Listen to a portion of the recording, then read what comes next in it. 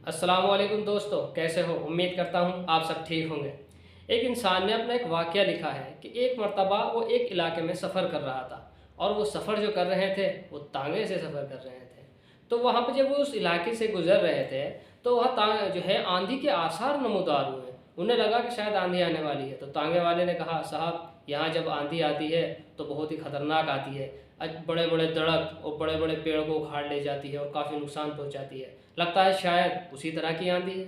तो जब वो आंधी करीब आई तो तांगे वाले ने कहा कि सब जो है उतर जाइए और अपने अपने बचाव का तरीका ढूंढिए। तो सब उतरे और उतरने के बाद जो है एक पेड़ की तरफ जाने लगे और सोचा कि उस पेड़ का जो है सहारा लें और अपने आप को महफूज रख सकें। लेकिन जैसे ही तांगे वाले ने देखा उस पेड़ की तरफ जाते हुए तो वो चीख कर बोला कि उधर मत जाओ, कि जब ये आंधी आती है तो बड़े बड़े पेड़ इससे उखड़ जाते हैं।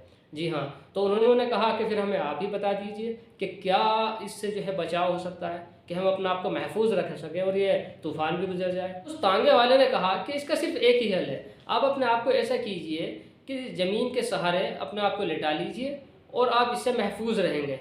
तो उन्होंने सबने ऐसे ही किया कि वो सब ज़मीन पर मुंह के बल लेट गए और आंधी ऊपर से गुजर गई और नीचे वो वाकई महफूज रहे। जब आंधी का ज़ोर ख़त्म हुआ तो उन्होंने महसूस किया कि वाकई जो तांगे वाला कह रहा था बहुत अच्छी बात थी कि आंधी का ज़ोर ऊपर ही ऊपर रहा, नीचे तो कुछ भी नहीं हुआ, तो उससे वो महफूज रहे।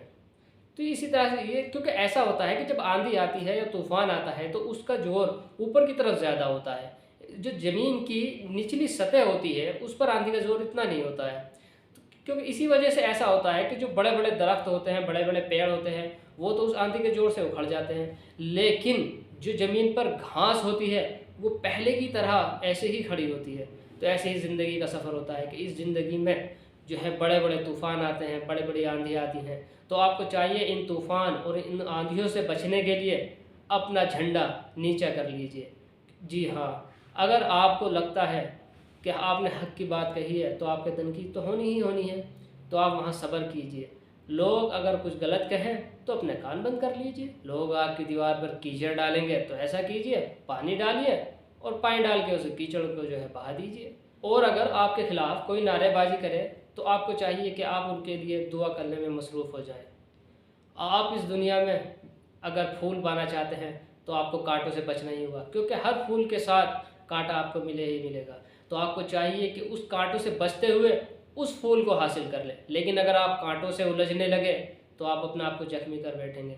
तो हर तरह के इंसान आपको मिलेंगे, तो आप दुनिया में रहेंगे तो आपको हर तरह के लोगों से सामना होगा। तो आपको जो है उनसे बच के गुज़रना होगा और अपनी मंज़िल को पहुँचने के लिए, अपने मकसद में कामयाबी के लिए आपको जो है बड़े प्यार से गुज़रना होगा, बड़े ही देखभाल से गुज़रना होगा और फूल पाने के लिए आपको कांटों से जो है बचना ही होगा।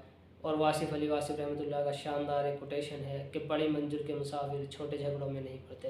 क्योंकि अगर आप उलझ गए उन कांटों के साथ तो अपने आप को ज़ख्मी कर लेंगे, और जब आप अपने आप को ज़ख्मी कर लेंगे तो फूल तक पहुँचने में आपको बहुत ही परेशानी होगी। इस ज़िंदगी के तूफ़ान और आंधियों से बचने के लिए वक्ती तौर पर अगर आपको अपना झंडा नीचा करना पड़े तो अपना झंडा नीचा कर लीजिए। आप हमेशा महफूज रहेंगे।